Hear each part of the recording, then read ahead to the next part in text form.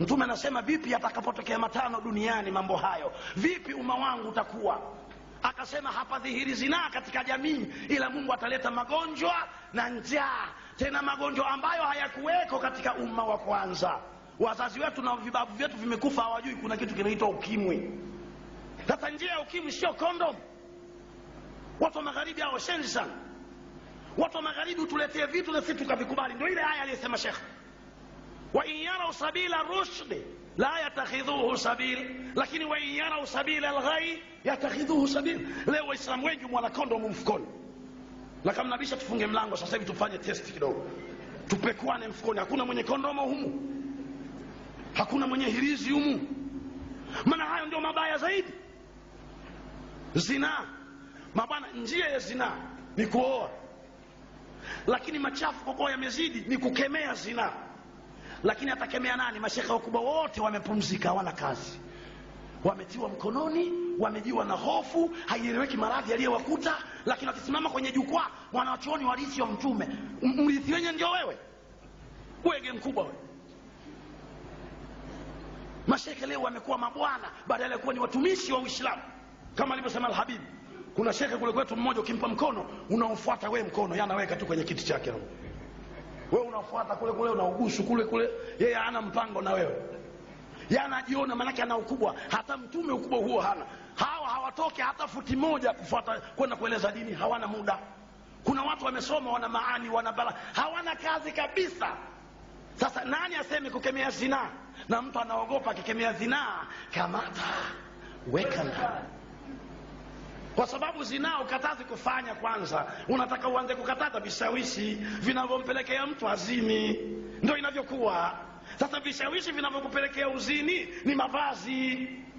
Ukikataza mavazi waambie siasa kali. Sasa siasa pondo hii tunamalizika sasa. Vishawishi ni mavazi.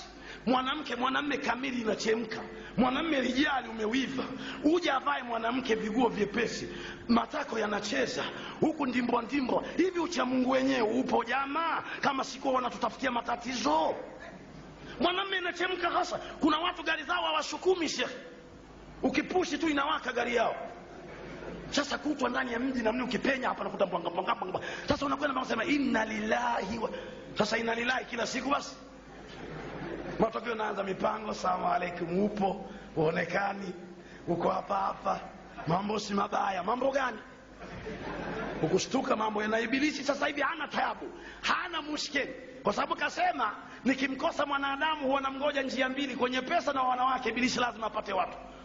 Sasa swala za usiku, swali za mchana, swali tahajudi, lakini kwa mkenge utaingia tu. Aliyeumba aliwajua hawa hakuna salama kama hakuna mavazi mazuri. Wa qul lil mu'minat yaghdhudna min absarihinna wa yahfazna furujahunna wa la yubdina zinatahunna wa liyadribna bikhumurihinna ala jubihinna. Aya hii ilikuwa inafunza usalama wa maisha baina yetu na wanawake. Walitakiwa sura zao wazifiche, ibaki sehemu dharura, sauti zao zifichikane, macho yao wasiangalie wanapokuwa na sisi. Yaghdhudna min absarihinna, wainamishe macho yao.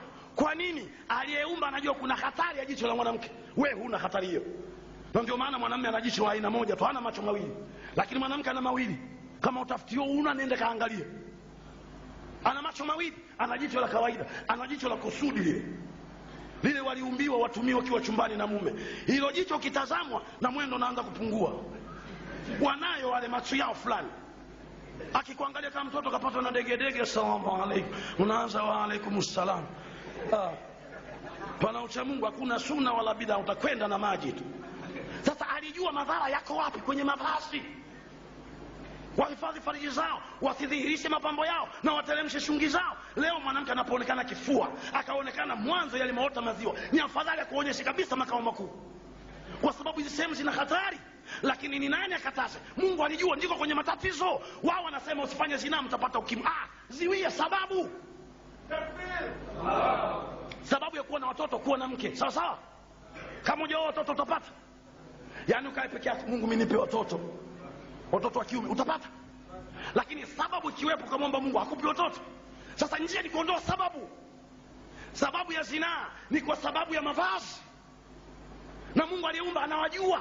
Mwanamke ana sauti mbili, ndio maana hatakiwi sauti yake idhihiri mbele ya wanaume. Ana sauti mbili, ana sauti ya kawaida ambayo hii atatumia katika muamala, kwenda dukani kununua vitu atatumia sauti hiyo, lakini anayo dharura sauti yake itumie. Shekhe wangu wewe umeondoka na aya zako na hadithi zako, umekwenda na maji sauti hiyo. Maana anaweza akasema, akaja dukani akwambia mafuta wanauza bei gani, sabuni bei gani, hii ni ya kawaida. Sasa anaweza kubadili, bambo sabuni bei gani. Sasa hii sauti inatoka wapi? Matokeo anaanza sabuni shilingi 20, sabuni shilingi 30. Mama sabuni chukua hela utaleta kesho, imeondoka. Mwenyezi Mungu alijua zamani wapi madhara ya zinaa. Vijana mtahadhar, hakuna ucha Mungu ndani ya zinaa. Oweni, acheni ujanja. Hadithi inasema unaweza kufunga sunna ukakata matamanio. La kwanza kifiqhi, kama maji hapo ukitayammam udhu upo, yani unaweza kutayammam na maji unayaona. Sasa wewe mpaka ufunge vyombo vyenye sasa vimezidi barabarani. Hili tatizo wewe utafunga na usiku, si utafunga mchana? Huwezi kufuturu kwa sababu kwa mazingira yale kule ilikuwa ni sahihi. Mwanamke haonekani usiku, mazingira yale yalikuwa mazuri wakati inatoka hadithi hii. Wanawake mchana, usiku haonekani. Wataonekana kwa dharura mchana na wewe umefunga, itakuwa salama. Sasa mazingira haya matatizo, usiku ndio mbaya zaidi kuliko mchana. Kama huku kwenu hakuna, wewe nenda kule kwetu, pita Msasani jioni, tambana ile barabara pwani kule, pita huko nakokaa wakubwa pwani, pita nenda mpaka kule nakouza samaki.